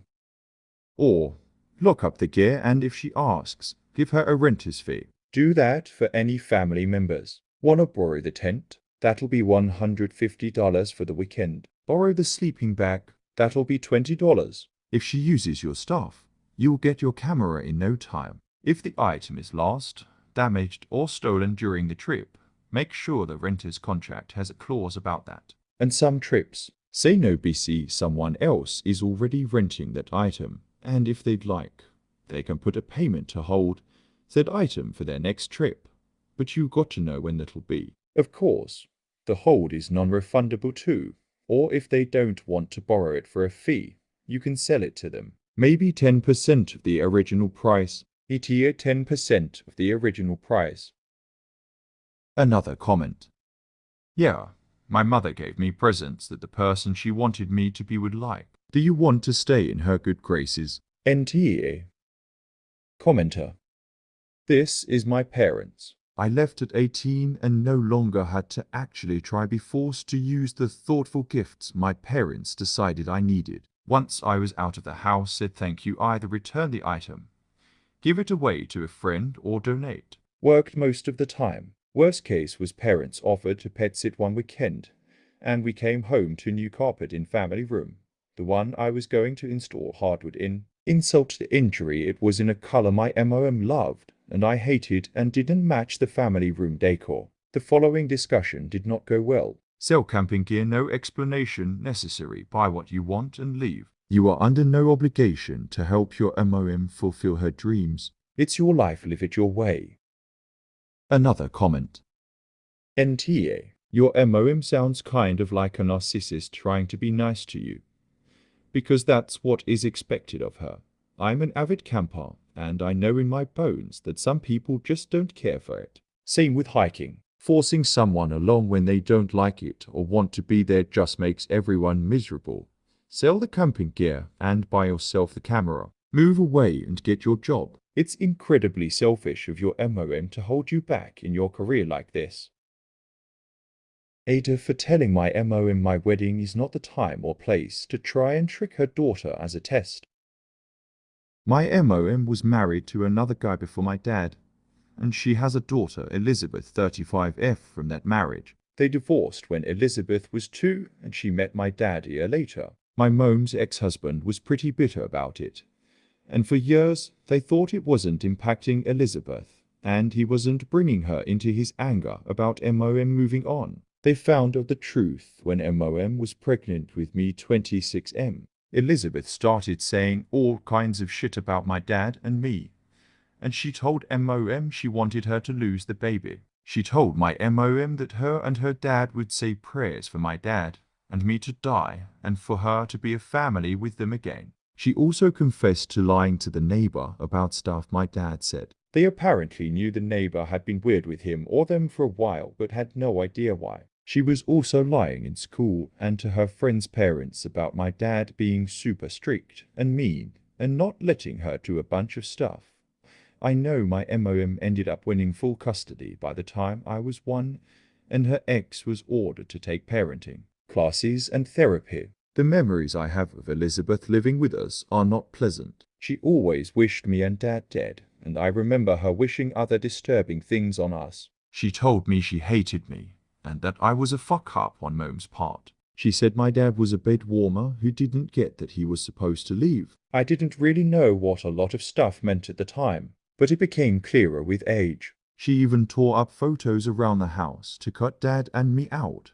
My parents had her in therapy. I remember she used to go a few times a week. Never worked. Then when she was 14, 15, she went to live with her dad after she got to decide. My MOM did everything to try and keep helping Elizabeth even though she was at her dad's and Elizabeth was supposed to keep going to therapy. Elizabeth told MOM she had to choose between her and us, me and Dad. MOM told her she wanted us all in her life, and Elizabeth said she'd rather watch the two of us die.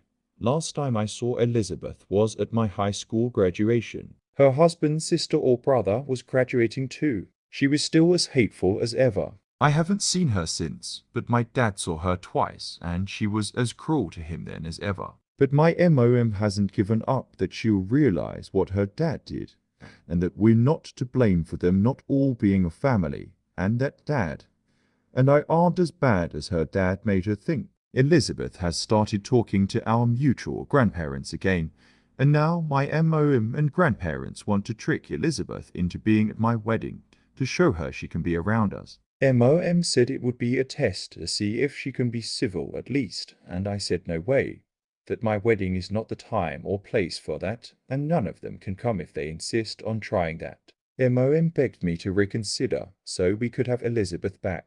I told her I never had her in the first place to get her back, and I'm not letting her daughter ruin my wedding. Relevant comment. The last 100 times that Elizabeth was near us, she wished us dead. At maybe the 101st time she is near us, she will be a delight to be around. Even if Elizabeth gradually turns around, she won't make a complete 180 so soon. So she would still be unpleasant to be around for the foreseeable future, especially if she gets tricked. I can't fathom why your mother thinks that tricking her is a good idea. And even if for some reason you would be willing to risk taking abuse from Elizabeth to please your mother, this isn't just your day. Your responsibility that day is towards your wife, not towards your mother, and I can't see how your wife would ever be fine with this. OP. My MOM wants to prove to Elizabeth that we're good people and she benefits from having us in her life. She wants to prove to Elizabeth that we're not terrible people like she thinks and she can be around us, I mean me and Dad specifically. It seems like she thinks the only way to do it is to force us all to be together. But given Elizabeth's track record, her age, the fact she's a MOM, I'm positive my MOM would not get her wish. Commenter.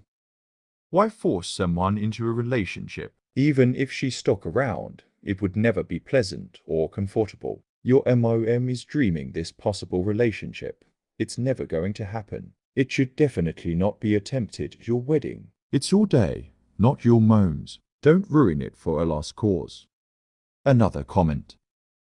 NTA. Elizabeth is 35. She is never going to change or feel differently. You are correct. Your wedding is not the place to trick her into coming or try to be one big happy family. It is not going to happen. Commenter. She's 35. She has at least 3 kids. She's been married for a decade or more maybe. It's insane to me that they believe anything will change now. Commenter. The only way is change is if she is put in the same situation as your MOM with her own kids hating her new partner or kids. Even then, she'll probably die on the hill of, well, it's not the same. Your NTA. Your wedding is neither the time nor place for another attempt at reconciliation. Tricking her will only drive the wedge further when she realizes. I hope you have a beautiful wedding with minimal drama. Commenter. Honestly, it seems your MOM has feelings of guilt about her relationship with Elizabeth, but that's not your issue to fix. She can't use your relationship to patch up theirs. Do you imagine your fiancé would easily forgive her wedding day being ruined by her new male selfishness curse? That's what it is. Let MOM know if she's willing to risk blowing up her future with you, your wife and any grandkids to get her daughter back, that you're willing to cut her off to protect your new family from being pawns in her campaign to win over Elizabeth, and you mean it. Another comment. NTA. I'm so sorry this happened to you. It must have been horrible to have lived with a sister like that. Do not let her come to your wedding. She will completely ruin it. This may sound extreme, but I would really consider whether your mother should be there at all. While I understand she loves her daughter, the fact that she stood by and let Elizabeth abuse you and yelled father for decades is disturbing. Now, she is trying to get someone who wishes you dead to come to one of the happiest days of your life. No, I'm sorry, but your mother is selfish and self-absorbed. Her concern seems to only bail about Elizabeth and, as she says, bringing her back into the family. I honestly don't think your refusal to have Elizabeth at the wedding will stop her from trying to ensure that Elizabeth will show up. Commenter.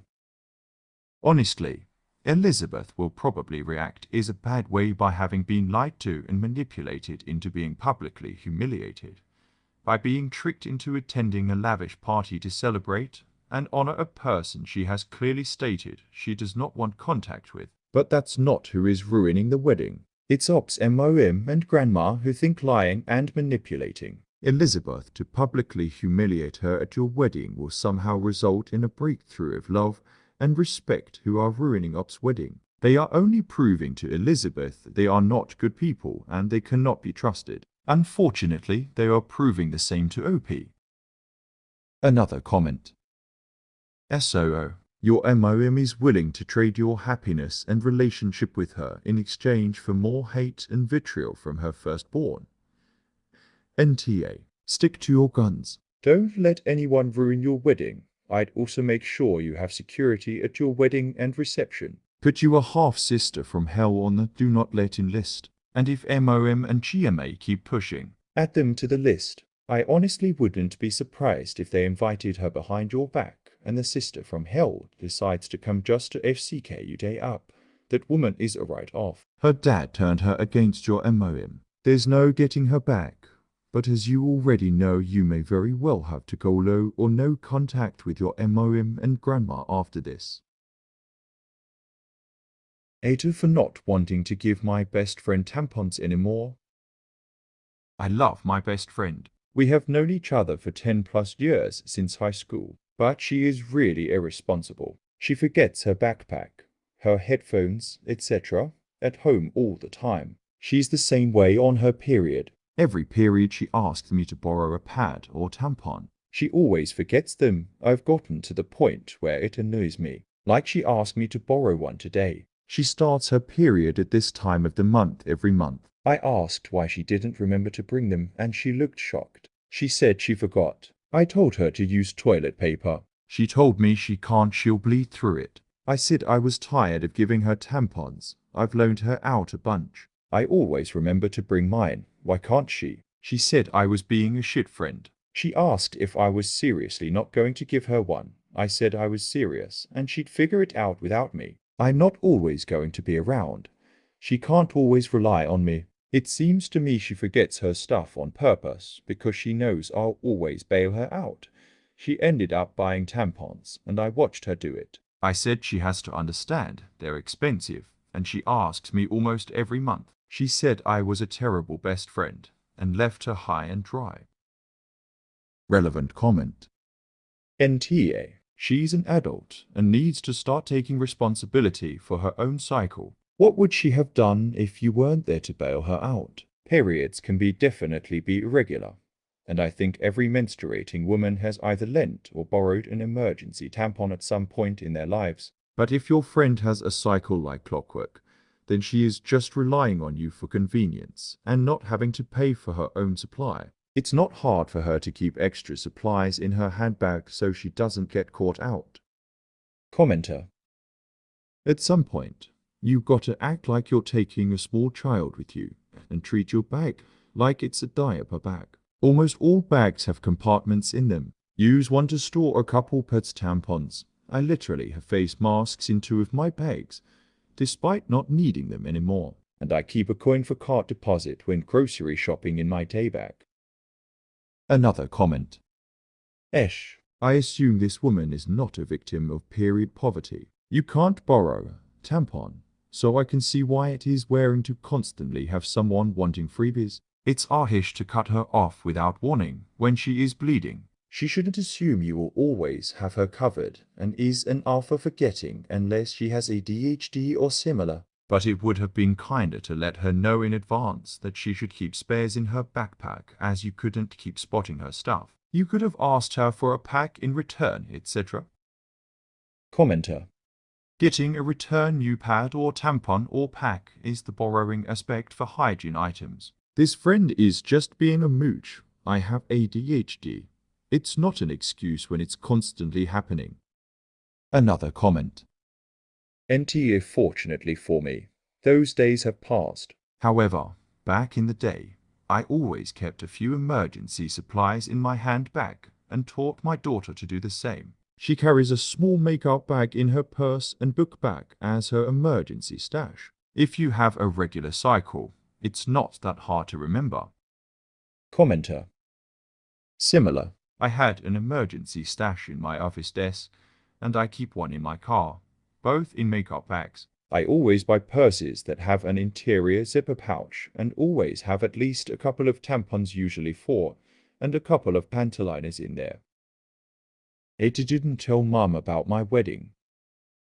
I 20 to F got married to Matt 20 to M last weekend. We met in university, same course, and we've been inseparable ever since. He's my best friend and the best partner one could ask for. We both live with my parents, or rather, they live with us, since my dad got an opportunity for work in our city, and they have not been able to rent somewhere yet. Matt's family are quite well off, so bought him a big 3-bed flat in our city when he started university, which I moved into when we got serious. And now, my parents moved into the spare room, which we used as a workout space. When I was a kid, my parents seemed largely disinterested in me. Over time, I stopped telling them about my life, hoping they'd become invested as I grew up, but it never really happened, and our relationship was what it was. I guess I've carried that sentiment into adulthood too. They don't know anything more than my job title, and that I'm in a serious relationship. They've never once offered to take us to dinner or try get to know Matt, which I don't expect them to, but it would be nice. When it came to the wedding weekend, we invited our friends and my older siblings. I have 2 older sisters and Matt's family. I am very close to them. Basically a daughter they never had. I get invited to their family trips all the time, and I'm in their group chat. It was only an intimate wedding. Matt's parents hosted the ceremony, and we all went out after for dinner and drinks to celebrate. Both of us didn't want anything too extravagant, and were more than happy with this. We had dinner at the restaurant we dined at for our 1-year anniversary. We told my parents that the flat was theirs for the weekend because we were going out to eat and celebrate with friends and staying in a hotel. I did not mention our wedding at all. I wanted them to ask more if they wanted to, but they didn't. Come today. I put up a framed photo of everyone in our wedding attire on the wall in the living room along with some other photos. My parents saw, asked and flipped and told me I should have said something. I wasn't in the mood and told them they never asked. My mum told me I should have said something and they would have come, but I just repeated myself and walked away. I'm now getting texts from my older sisters that Mum is really upset she missed out watching me get married and I should apologize. Am I really an asshole for this? Relevant comment. NTA. It's your wedding and you can invite who you want. But this is super weird. You live with them and left for the weekend and never mentioned it. Then you put up a picture so they would know they had been excluded. This would be super strange behavior from a random roommate. Toward your parents? I can't imagine. This relationship is not healthy. I understand why your folks are upset. But in the long view, it's obviously their fault. They haven't been there for you. Nevertheless, the dynamic here is unhealthy. You're young still, and it sounds like you have every right to feel hurt. I suggest you encourage your folks to live elsewhere as soon as it's feasible. Then, I suggest you get therapy if you can afford it. It sounds like there's a lot wrapped up in this, and it won't all be sorted out on Reddit. All the best to you, and congrats on your marriage, regardless of the conflict it might have generated. OP. Yeah, I get we have a weird dynamic. Truthfully, like we don't bump into each other where we live. Originally, I think the flat was 2 separate units, and then someone bought both and converted it into one flat. There's 2 floors and kitchen and bath on each and 2 living rooms. I have been in therapy for it. But I don't feel like I have the power yet to talk to my parents about it. I definitely need it more, but I just feel really ill at the idea of even trying to sit them down to talk about it. Commenter.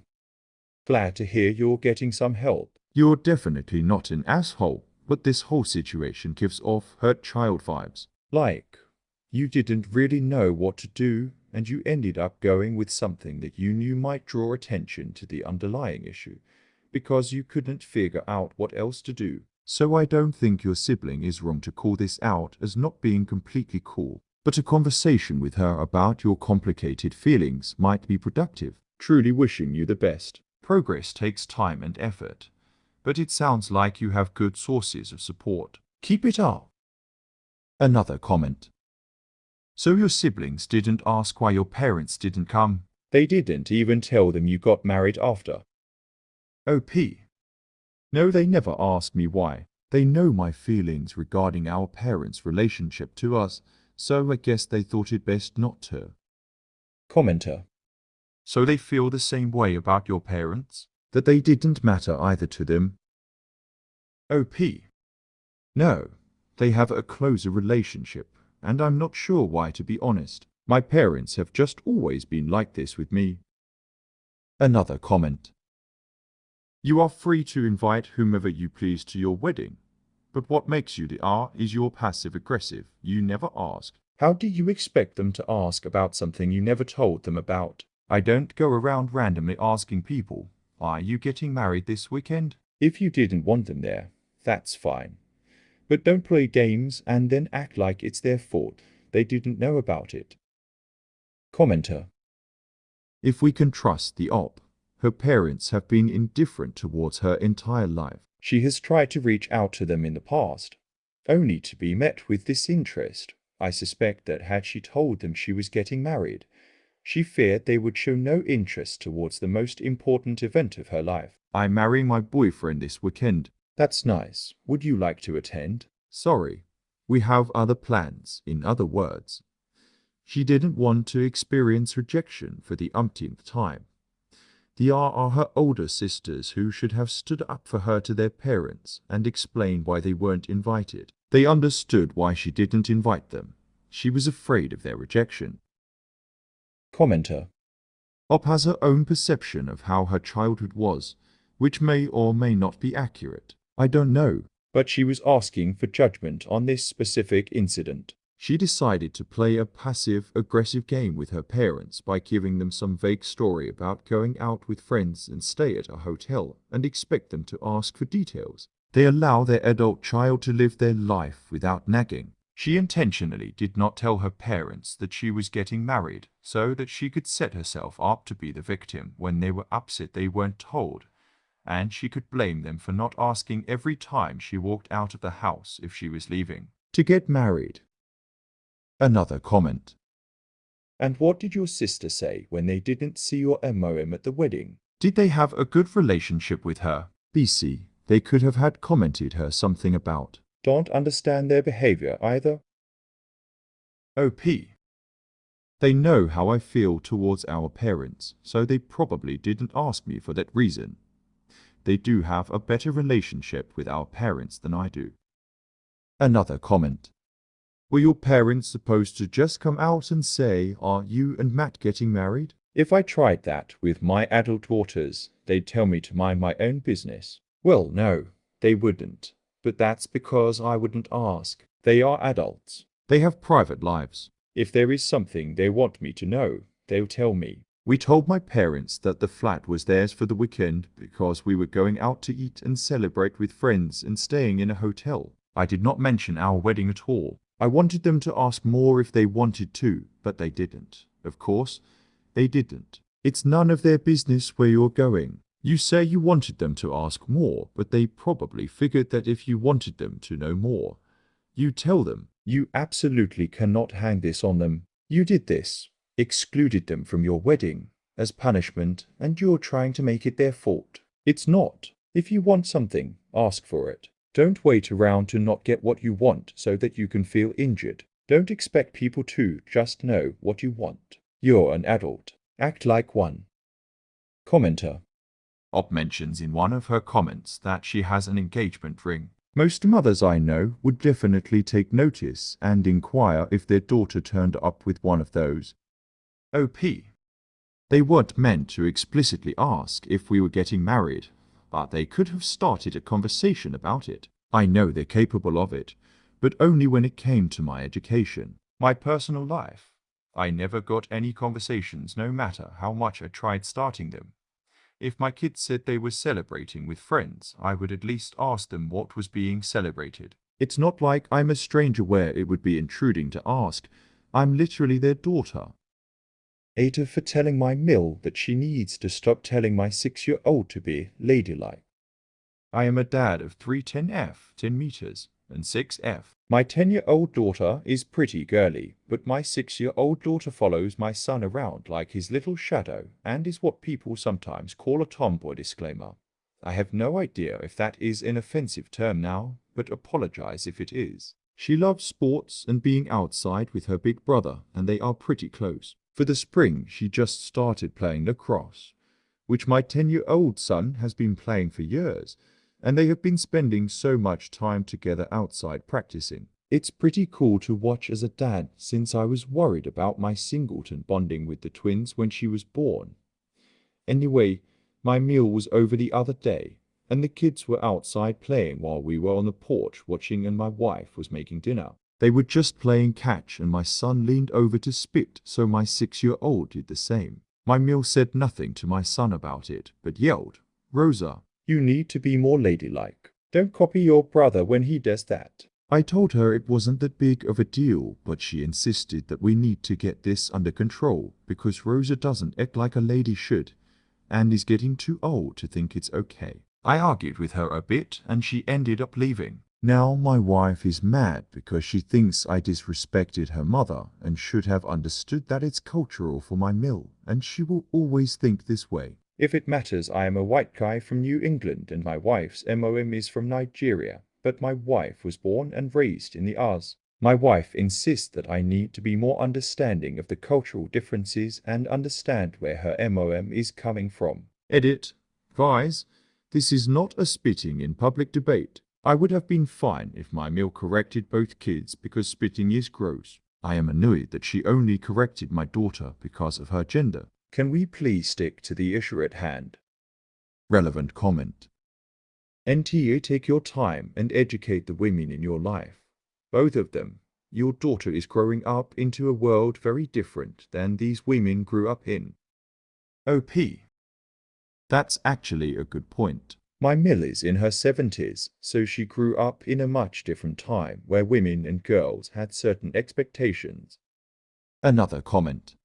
NTA. You can absolutely understand cultural differences and still understand they are wrong. All Mill is doing is enforcing gender roles. Why? Partly out of an innate selfish desire to see our offspring reflect our own identities, and partly because they want the next generation to fit in and not have problems. But a girl being whatever she wants when she becomes a woman isn't a problem in this country. Your wife is on the wrong side of this argument. There is something to be said for not letting kids simply do whatever they want as a means of being themselves. That's not good parenting either. Kids need to understand that there's a lot of doing what you don't want to do that goes into being a functional adult. Going to support family by attending events, going to religious services, doing chores, etc. But I think it is perfectly healthy for your daughter to pursue the hobbies she wants to pursue. Commenter. She can even keep her cultural values and accept that Op and his wife are in charge of deciding what their values are for their children. Humans are fully capable of having an opinion and holding our tongues when that opinion is unwelcome or inappropriate. Another comment. NTA for your message overall, as your daughter should absolutely be able to play sports and rough it with her brother. Your mail is old-fashioned and rude, however. Don't teach your kids to spit. That's also rude and gross, boy or girl. No one wants to walk in someone else's spit. Give them a water bottle so they stay hydrated when playing. Commenter. However, don't teach your kids to spit. That's also rude and gross, boy or girl. No one wants to walk in someone else's spit. Give them a water bottle so they stay hydrated when playing. Chill, bro. They spit while playing in their own yard. OP. You would have thought I said the kids were pooping outside and rubbing it on each other with the way some of the comments are acting. They spit in the backyard while playing sports because they see famous athletes do it all the time. Another comment. NTA. The kids is being a kid. Your wife is the disrespectful one. She needs to tell her MOM not to say those things in your house because it's a cultural thing that guests let the parents parent. Let her use her reasoning on her mother instead. Umel is also TA. She can believe what she wants. But it's not her place to yell at a 6-year-old, and definitely not for some nebulous thing like being more ladylike. A 6-year-old doesn't know what that means. If she has concerns, she can talk to you calmly when the kids are not around. Another comment. NTA. It's not cultural. It's sexist. She is forcing the societal expectations of what it means to be a woman on your daughter and your son by saying what she said. And it's completely unacceptable. Your wife needs to get on board. She is raising her children in a very different time than her mother did. The world has moved on, and those gender stereotypes have been proven to be incredibly harmful to everyone. Don't let your mill inflict those outdated and cruel stereotypes on your children. Commenter. To be fair, something can be cultural and sexist, perhaps even culturally sexist. Sexist behavior and attitudes remain unacceptable from wherever they derive. But I think differing intentions necessitate different corrections. Not saying that you would approach the mill in a way mirroring your comment, but I cannot imagine that approach yielding results. Something more like, I understand that there are rigid gender roles in Nigeria, and there are softer but still extant gender roles here too. I am actively trying to resist such roles because they are constraining, and I want my daughter to be her best self irrespective of gender roles. I know that you love, and that your instruction comes from a place of love, not sexism. Given that lives here, in 2024, and not Nigeria, can you consider that your attitudes may not be appropriate for this place and time? Most importantly, there are so many wonderful and beautiful Nigerian traditions I would love for you to pass on. Can we focus on those? Ada for telling my so that they are not entitled to my paychecks. I-25F has been married to my so 29M for 2 years. Currently 8 meters pregnant. I work in IT, whereas my so work in pharmacy. We both earn decent amount to sustain ourselves. After our marriage, we have been living with my in-laws. For context, we both have one sister and one brother. His both siblings decided to settle abroad, so we financial help them. I gave my entire paychecks to his family so that I can financial support them. Due to this, we have zero savings in our name. Now, both of my siblings have decided to stay in the country and pursue further education. I informed my husband that I will be using small amount 40 of my payment to help my brother and sister out with their tuition fees. I also informed that he is not obligated to use his paychecks to help my siblings, and he is free to do whatever he wants to do with his money. He suddenly became defensive, saying that how will he manage the expense, and I should not help my siblings financial, I calmly told him that I helped his siblings when they needed help, so I should be able to help my siblings when they need help, and again, that he is not obligated to spend a single penny on them. He called me an a-hole for making him and his family feel that by helping them out, I did a favor on them, and by saying that he is not entitled to my paychecks. Edit.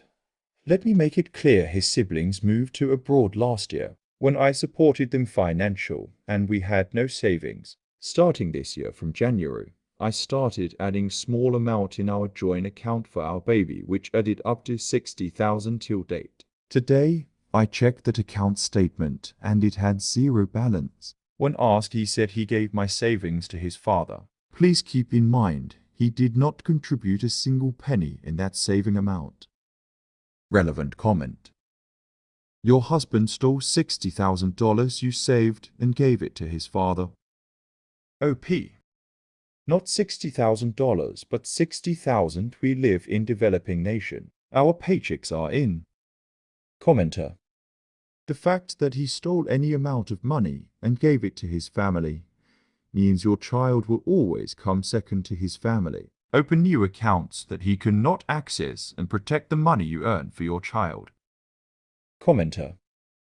Firstly, please stop referring to India as a developing nation. I think we're far beyond that stage now. Secondly, you're going through the classic entitlement that Indian men and their families seem to have over any and all earnings that their wife or DIL brings in. You are NTA for helping your own siblings. Create a separate bank account and deposit your cash in there. However, please be prepared that your husband's fragile and bruised ego is not gonna accept this and will throw a major tantrum, possibly even threaten to leave you. You need to decide how you want to spend the rest of your life. Do you want to be the woman who always has to compromise and do what her husband and in-laws wish? Or do you have the guts to live your life on your terms? Think long term and choose wisely. Also be prepared. It might become a very lonely road ahead if you don't have the support of your own family. Another comment. Esh, why are you giving family members money that you can't afford to give? I hope your child doesn't suffer due to your financial ignorance. OP.